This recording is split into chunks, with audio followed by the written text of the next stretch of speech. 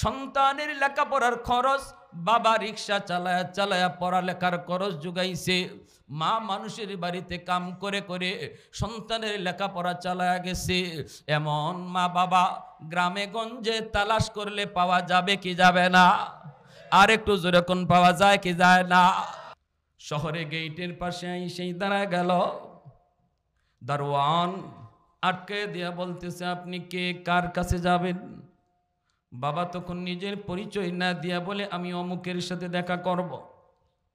দারোয়ান বলতেছে আপনি এই জায়গায় একটু দাঁড়ান, স্যার আমাদের মস্ত বড় বস, অফিসের হেড বস, বসের সাথে পারমিশন ছাড়া দেখা করা যায় না, আপনি একটু এখানে দাঁড়ান গো, আমি একটু স্যারকে যাই জিজ্ঞেস করি। এই বলে দারোয়ান চলে গেল, যাই বলতেছে স্যার একজন মুরব্বী মানুষ, চেহারা দেখলেই বোঝা যায় বড় অভাবী, আপনার সাথে দেখা করতে এসেছে।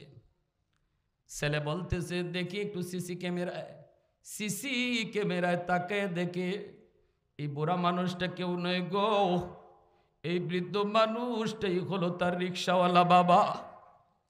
যেই বাবা শিশুকালে রিক্সায় করে করে তার স্কুলে নিয়ে যাইতো, ছুটি হলে পরে স্কুলে থেকে রিক্সায় করে বাড়িতে ফিরত, কিন্তু বাবাকে দেখার পরও তার দিল নরম হয় না, দিলটা তার নরম হলো না। সাথে সাথে দারোয়ানকে বলতেছেন নে 500 টাকা নে, যাই বলবি আমি এখন খুব ব্যস্ত, দেখা করার টাইম নাই, এই টাকাটা তুই দিয়ে বিদায় করে দিবি। দারোয়ান তো জানে না কে সেই বৃদ্ধ মানুষ, দারোয়ান মনে করেছে কোনো ভিক্ষুক। দারোয়ান এই টাকাটি না নিয়ে আইসা বলতেছে চাচা স্যার বড় ব্যস্ত মানুষ, আপনার দেখা করার সুযোগ নাই, নেন আপনারে 500 টাকা দিছে, আপনি চলে যান।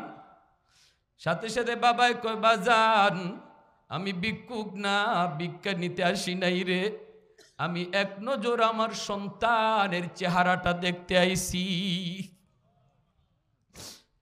এইবার দারোয়ান, গরিব মানুষ দারোয়ান, সাথে সাথে মাথায় হাত দিয়া মাটিতে বৈশা দারোয়ানে কান্দে আর কই চাচা গো আপনি বুঝি আমার স্যারের বাবা হন? বলে হ, মনে হয় আমার ছেলে আমারে চিনে নাই রে বাজার, একটু যাইয়া কও আমি তার আব্বা এসেছি, গ্রাম থেকে বড় কষ্ট করে এসেছি শুধু এক নজর সন্তানের চেহারাটা দেখার জন্য, তার মা বড় অসুস্থ বিছানায় পড়া, তার মা আমাকে পাঠাইছে রে বাজান, একটু যাও, যাই একটু কও আমি চেহারাটা দেখেই চইলে যাব। দারোয়ান কান্দে আর কয় চাচা এই কথা আর স্যারকে বইলে কোনো লাভ নাই, স্যার সিসি ক্যামেরায় আপনারে দেখছে এবং চিনছে, অতএব আপনার পরিচয় নতুন করে দিয়ে কোনো লাভ হবে না। চাচা গো মনে কষ্ট নিয়েন না, আপনার ছেলে আর আপনার নাই। বাবা চিৎকার দিয়া মাটিতে বইসা আল্লাহর কাছে হাত তুলে কই গো মালিক আমি তোমার কাছে বদ্ধ দেই না, ওলামায়ে কেরামের মুখে শুনেছি বাপ মা বদ্ধ দিলে আল্লাহ তোমার দরবারে সরাসরি কবুল হয়ে যায়, আমি বদ্ধ দিলাম না, আল্লাহ তোমার কাছে দোয়া করি তুমি হেদায়েত দান কইরো। এই বইলাম বাবা চোখের পানিটা মুইসা নামাজি বাবা আলেম ওলামাকে বড় মহব্বত করে, মসজিদের ইমাম সাহেবের কাছে গিয়ে বইসে বইসে চোখের পানি জড়ায় কান্দে, ইমাম সাহেব বুঝ দিয়ে শুধু রাখে। এই দিকে চলছে গ্রামের বাড়িতে, মা অপেক্ষায় আছে কখন স্বামী আসবে, দূর থেকে স্বামীকে দেখেই মহিলা দৌড়ে গিয়ে স্বামীকে জড়ায় ধরল, স্বামীকে একটু কও না কেমন চেহারাটা দেখে আসছো, কিন্তু বাবা তো কথা বলতে পারে না, চেহারা তো দেখার সুযোগ বাবায় পায় নাই, কেমনে কইবে চেহারা কেমন, চোখ থেকে দর দর করে পানি পড়ে, ঠোঁটটা তার কাঁপতেছে, বারবার শুধু জিজ্ঞেস করে স্বামী গো কও কেমন দেখে আসছো, নাকি কোনো বিপদ একটু কও। তখনই বাবা চোখের পানি মুছে আর কই বিবি গো তোমার ছেলে মস্ত বড় অফিসার, বাবার সাথে দেখা করার টাইম তার হাতে নাই। মা বিছানায় পড়ে গেল, এ মায়া বদুয়া দেয় নাই, মাও আল্লাহর কাছে দোয়া করছে আল্লাহ সহি বুঝ তুমি দান কইরো, এইদিকে বাপ মা দুজনের দোয়া আল্লাহর দরবারে কিন্তু কবুল কয়া গেছে। সুবহানাল্লাহ জোরে বলেন।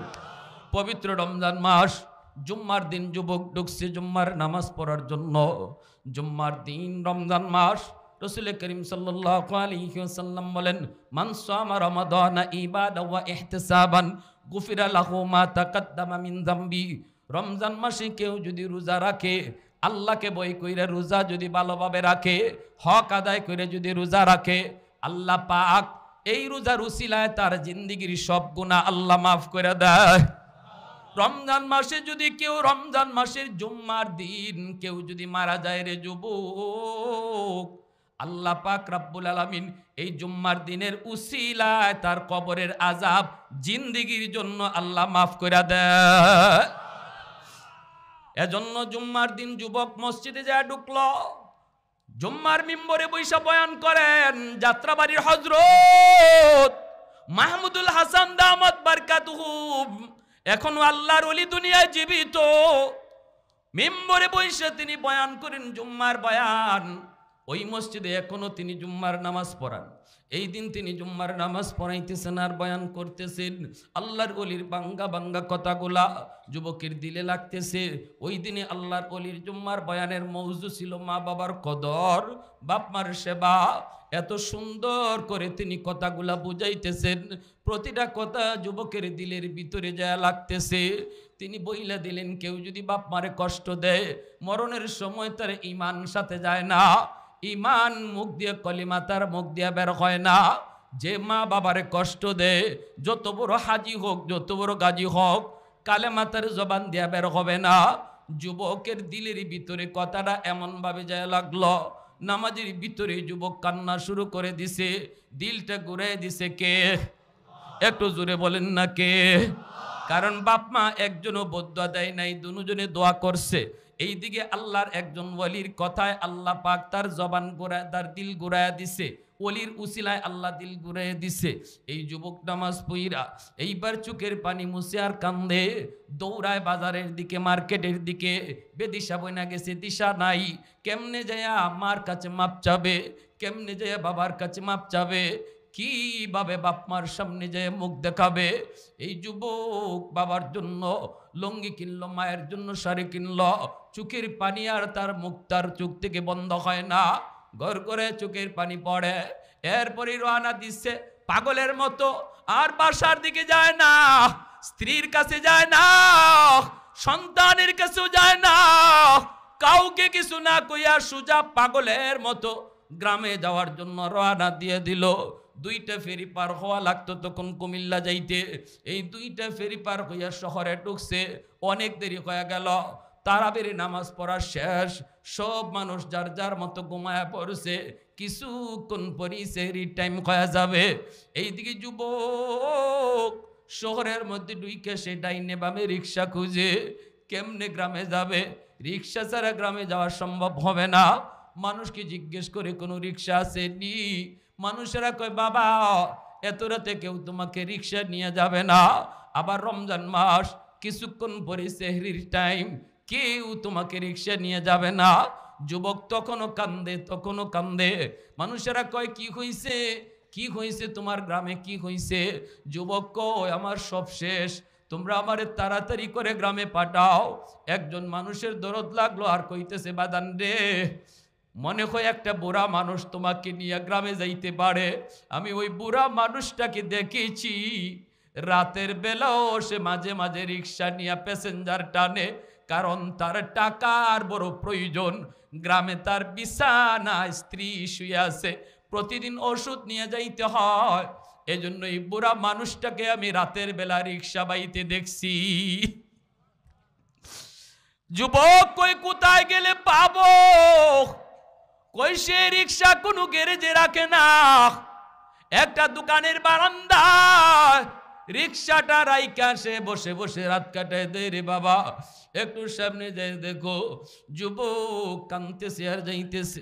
হঠাৎ করে তাকে দেখে একটা দোকানের বারান্দায় রিক্সাটা দাঁড়ানো, আর একজন বুড়া মানুষ বসে বসে কাঁপতেছে শীতের বাতাসে। বসে বসে কাঁপতেছে, আর মুখটা মাফলার দিয়া কাপড় দিয়ে পেঁচায় রাখছে, একটা গামছা দিয়ে মুখটা পেঁচায় রাখছে, যেন বাতাসে কষ্ট দিতে না পারে, মুখটা যেন অন্তত বাঁচে। চেহারা চেনা যায় না, চেহারা চেনা যায় না। ছেলে যাইয়ে বলতেছে, চাচা অমুক গ্রামে আপনি যাবেন নি। ছেলে তো জানে না যারে চাচা কইয়া ডাক দিছে ইনি হলো তার বাবা।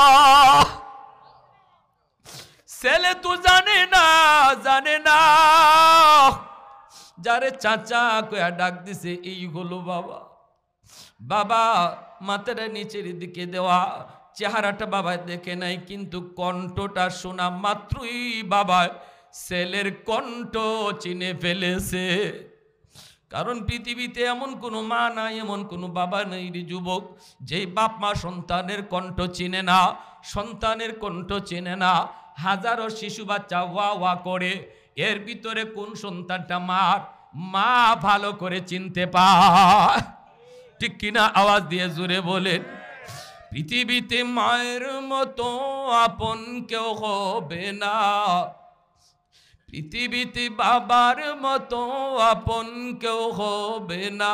তোমরা কোনো দিনও মায়েরই মনেতে কষ্ট দিও না, তোমরা কোনো দিনও বাবারই মনেতে কষ্ট দিও না।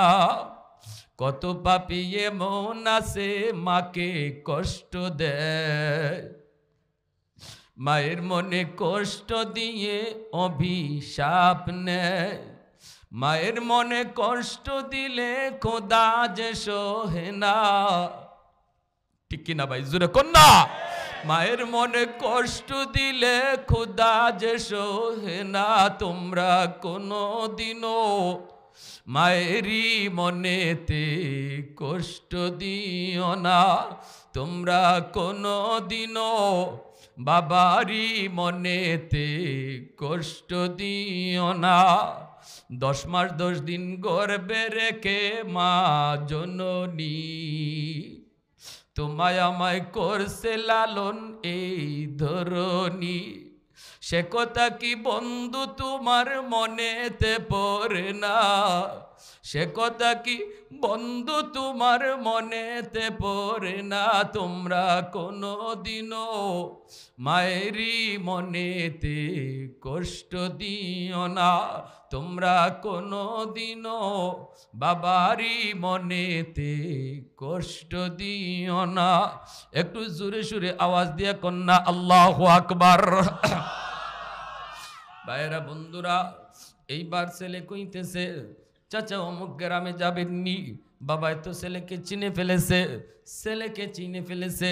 মাথাটা বাবা আর উপরে তোলে না, মুখটাও খোলে না। বাবা নি মাথা নিচের দিকে দিয়েই বলতেছে, হো বাবা যাব, হো বাবা যাব। ছেলে তখন কান্দে আর কই কত টাকা ভাড়া দিতে হবে। বাবা তখন মাথা নিচের দিকে দিয়ে কই, বাজান রে আমি আজ তোমার কাছ থেকে কোনো ভাড়া নিমু না। কারণ বাবার মনে পড়ে গেছে তুমি আমারে কয় টাকা ভাড়া দিবা। আমি বাবা তো সারা জীবন তোমাকে রিক্সায় ঘুরাইছি, কোনোদিন বাবা এই রিক্সা ভাড়া নেই নাই, আজও বাবা রিক্সা ভাড়া নিমু না। ছেলে কইতেছে, না চাচা আমি আপনাকে ডাবল ভাড়া দিব। বাবা কই ঠিক আছে তুমি রিক্সায় ওঠো। এই বইলা ছেলেকে রিক্সায় তুইলা বাবা রিক্সা নিয়ে টানতেছে, রিক্সা নিয়ে টানতেছে। পিছনে বাবা খেয়াল করলো ছেলে কান্দে। বাবা জিজ্ঞেস করতেছে, বাজান রে এই গ্রামে তুমি কেন যাবা? ওই গ্রামটা হলো আমার নিজের গ্রাম। তখনই বাবা কই কি কও, তোমাকে ওই গ্রামে তো কোনোদিন দেখি নাই, তোমাকে কোনোদিন তো দেখি নাই। কয় হ আমি দীর্ঘদিন যাবৎ আসি নাই, আমার মা আমার বাবা এই গ্রামে থাকেন। আমি মাকে বড় কষ্ট দিয়েছি, আমি বাবারে বড় কষ্ট দিয়েছি। আমি মাফ চাইতে যাইতেছি, চাচা একটু দ্রুত টানেন। আমি এতদিন পর্যন্ত ভুলের জগতে ছি। আল্লাহর একজন ওলির কথায় আল্লাহ আমার দিল পরিবর্তন করে দিছে। সাথে সাথে বাবা রিকশা থামাইয়া আকাশের দিকে মুখ উঠা কই, মালিক তোমার দরবারে শুকরিয়া, তুমি বুঝি আমাদের দোয়া কবুল করছো। ছেলে তখন কই, চাচা দেরি কইরেন না। তখনই বাবা মুখের গামছাটা সরাইতেছে আর কানতেছে, বাজান রে, ওই দিন তোমার গেটের পাশে যে বুড়া মানুষটা দাঁড়াইছিল রে বাজার, একটু দেখো তো এই রিক্সাওয়ালারে চিনোনি।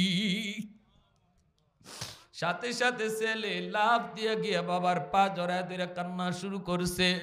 সাথে সাথে বাবা টান দিয়ে বুকে উঠে কপালে চুমা খায়। মনের কষ্ট বাবা ভুলে গেছে। বাড়িতে যায় আম্মা কয়ে ডাক দিছে, মা সাথে সাথে সুস্থ। এজন্যই পৃথিবীতে বাপ মারে খুশি করা সবচেয়ে সহজ কাজ রে যুবক। যত কষ্টই তুমি দিয়া থাকো না কেন, আজ রাত যদি মার পা ধইরা তুমি মাফ চাইতে পারো, পাওটা ধরতে দেরি, মায় মাফ করতে দেরি হবে না। বাবার কাছে যাইয়া মাফ চাইতে দেরি, কবুল করতে আল্লাহ দেরি হবে না। আজকের মাহফিলে আসা তোমার জন্য সার্থক, মাহফিলে বসা তোমার জন্য সার্থক। রসুল কয়, যেই রাত্রে যুবক মাকে খুশি করে ঘুমায়, বাবাকে খুশি করে ঘুমায়, ওই ছেলের জন্য সকাল হতেই জান্নাতের দুইটা দরজা আল্লাহ খুলে দেয়। عن أبي هريرة رضي الله تعالى عنه قال من أصبح مطيعا لله في والديه أصبح له بابان مفتوحان من الجنة। যদি আজকে রাত্রে যাইয়া কোনো সন্তান তার মাকে তার বাবাকে একটু খুশি করে, একটু আনন্দ দিয়া, একটু হাসাইয়া, একটু মজা কইরা, বাপ মার কাছে বইসা একটু মন সুখ দুঃখের কথা কইয়া কোনো সন্তান রাতে ঘুমায়, আর মার দিলটা সন্তানের উপরে খুশি থাকে, বাবার দিলটা খুশি থাকে, আমার রসুল বলেন এই সন্তানের সকাল হওয়া মাত্রই তার জন্য জান্নাতের দুইটা দরজা আল্লাহ খুলে দেয়। আর কোন সন্তান যদি রাতের বেলা বাপ মার কলিজায় ব্যথা দিয়া ঘুমায়, ওমান আসবাহা আসিয়ান লিল্লাহি ফি ওয়ালিদাইহি আসবাহা লাহু বাবান মাফতুহান মিনান নার। যদি তুমি এই রাতে মার কলিজায় ব্যথা দিয়া ঘুমাও, তুমি জানো মার কলিজায় ব্যথা, এরপরে তুমি মাফ চাও নাই, এরপরে তুমি মাফ চাও নাই, বাবার কলিজায় ব্যথা, তারপরে তুমি মাফ চাও নাই, রসুল কয় সকাল হতেই তোমার জন্য জাহান্নামের দুইটা দরজা আল্লাহ খুলে দিবে। যদি বাপ মারে খুশি না কইরা ঘুমাও, কলিজায় ব্যথা দিয়া ঘুমাও। আজ রাত আমরা আমাদের আব্বা আম্মার খুশি করে ঘুমাবো কোন ভাবে, কিভাবে? আমি একটা কৌশল শুধু কইয়া শেষ দিচ্ছি বয়ান। যদি পারি আজকে বাবার মশারিটা আমি নিজে টানায়া দিব, যদি পারি মার মশারিটা নিজে টানায়া দিব, বিছানাটা নিজে কইরা দিব। যদি যায় দেখি আমার আম্মা ঘুমায়া গেছে, আমার আব্বা ঘুমায়া গেছে, এমন কোন যুবক আসো মাথা বাবার পায়ের তালুর মধ্যে একটু তেল লাগাই দিবা, মার মাথার তালুর মধ্যে একটু তেল লাগাই দিবা। এতটুকু কাজ তুমি আজকে কইরা দেখো। তুমি সারা কোনোদিন এমন কাজ করো নাই, আজকে যায় করলা, দিলটা আমার খুশি হয়ে যাবে মুহূর্তের ভিতরে। আমার রসুল কয় রাদার রাব্বি ফি রাদাল ওয়ালিদাইন। তুমি মারে খুশি করো নাই, আরশের মালিকরে খুশি করে নিছো। তুমি বাবারে খুশি করো নাই, আরশের মালিকরে খুশি করে নিছো। শুধু হাতের তালায় একটু তেল লাগায়া, মার মাথার মধ্যে একটু তেল লাগায়া, বাবার পায়ের তালুতে একটু তেল লাগায়া তুমি আরশের মালিকরে তুমি খুশি করে নিছো। এটা আমার রসুল বলেছেন। আল্লাহ বলে, বন্ধু জানায়া দাও সে বাবারে খুশি করে নাই, শুধু বাবা খুশি না, আমি আল্লাহ খুশি। আর যাদের বাপ মা দুনিয়ায় নাই, বলবেন হুজুর আমরা কেমনে খুশি করবো, আমাদের আমল কেমনে? আবু দাউদ শরীফের রওয়ায়াত, মান যারা কবরা বাবাইহি ফি কুল্লি জুমাতিন গুফিরা লাহু কুতিবা বাররান। জুম্মার দিন যদি কোনো সন্তান বাপ মার কবর জিয়ারত করে, তাহলে আল্লাহ পাক এই সন্তানের উপরে বাপ মারে খুশি করায়া দেয়। জোরে কন্যা সুবহানাল্লাহ। এবং বাধ্য সন্তানের তালিকাভুক্ত বানায় দেয়, আল্লাহ মাফ করে দেয়। জুম্মার দিন মা বাবার কবর জিয়ারত খুব কঠিন কাজ না, সহজ কাজ। কারা কারা করতে রাজি আছে একটু হাত উঠে আল্লাহরে দেখায়। ভাইয়েরা বন্ধুরা, জন্য বলতেছিলাম রমজান মাস, তওবার মাস আমাদের খুব কাছাকাছি চলে এসেছে। রাসূল সাল্লাল্লাহু আলাইহি ওয়াসাল্লাম বলেছেন জান্নাতের একটা দরজা আছে যার নাম রায়্যান। এই দরজা দিয়ে শুধু রোজাদাররাই প্রবেশ করবে। সর্বশেষ রোজাদার যখন ঢুকবে, সাথে সাথে এই গেট লাগায় দেওয়া হবে। সুবহানাল্লাহ জোরে বলেন। আইনা সাইমুন কইয়া ডাকা হবে, কই রোজাদাররা, তোমরা এই গেট দিয়ে ঢুকো। নাম রায়্যান। রায়্যান নামক গেট দিয়া রোজাদাররা জান্নাতে ঢুকবে। আর সর্বশেষ রোজাদার ঢোকার পরে গেট লক করে দেওয়া হবে। এত সম্মান আল্লাহ রোজাদারকে দিবে। আল্লাহ বলবে হাসরের মাঠে রোজাদারকে আমি নিজের হাতে পুরস্কার দিব, আমি নিজের হাতে। আসাউলি ওয়া আনা আজজিবিহি ওয়া ফি রাওয়ায়াতিন উজজাবিহি। কোন রাওয়ায়াতে এসেছে আল্লাহ বলেন রোজাদারের বদলা, রোজাদারের রোজার বদলা আমি আল্লাহ নিজে। আমি নিজেই তার বদলা। একটা রোজাও ছাড়বো না, সামনের এই রমজান মাসে একটা রোজাও ছাড়বো না ইনশাআল্লাহ। এমন পাক্কা ইরাদা কার কার আছে একটু হাত উঠে দেখা। আল্লাহ তুমি প্রতিটা হাত কবুল করো। যদি পিছনে কোনো রোজা আমরা কাজা কইরা থাকি, রোজা না রাখা থাকি, আজকের দিনে নিয়ত করেন মালিক জিন্দিগিতে আর রোজা ছাড়বো না। এই নিয়তটার খাতিরে আল্লাহ পাক তোমার পিছনের জীবনের রোজা না রাখার গুনাহ আল্লাহর এই আয়াত বলে মাফ করে দেবে। শুধু চেষ্টা করবা কাজা করার, আর যে নিয়ত করছো আল্লাহ জিন্দিগিতে আর রোজা ছাড়বো না, ওই পিছনের জিন্দিগির রোজা না রাখার গুনাহ আল্লাহ পাক এই তওবার খাতিরে মাফ করে দিছে। আল্লাহ আমাদের সবাইকে কথাগুলো বুঝার এবং এই রমজানকে যথাযথভাবে তওবার মাস বানাইবার এবং রোজাগুলা সুস্থতার সাথে রাখার, তারাবির নামাজ সঠিকভাবে আদায় করার। কয় রাকাত তারাবি পড়বো ইনশাআল্লাহ? জোরে বলেন কয় রাকাত? সূরে তারাবি না খতমে তারাবি? সূরে তারাবি কয়েকজনে কইছে নাকি? তে খতমে তারাবির আওয়াজ আসতে হইছে কেন? সূরে তারাবি না খতমে তারাবি? কারা কারা খতমে তারাবির পক্ষে আছেন? আলহামদুলিল্লাহ। আল্লাহ তুমি কবুল ফরমাও। রমজান মাস কোরআন নাজিলের মাস। আমি নামাজে খতমে তারাবি তার যদি কোরআন তেলাওয়াতটা না শুনলাম তো এই রমজান পাইয়া আমার কি হইল? নিজেও তেলাওয়াত করলাম না, খতম করলাম না, তারাবির নামাজেও খতমে তারাবিতে শরীক হইতে পারলাম না, আমি তো হতবাগা। এজন্য সাবধান ভাই, কেউ সূরে তারাবির চিন্তাই করব না, খতমে তারাবি পড়ব ইনশাআল্লাহ।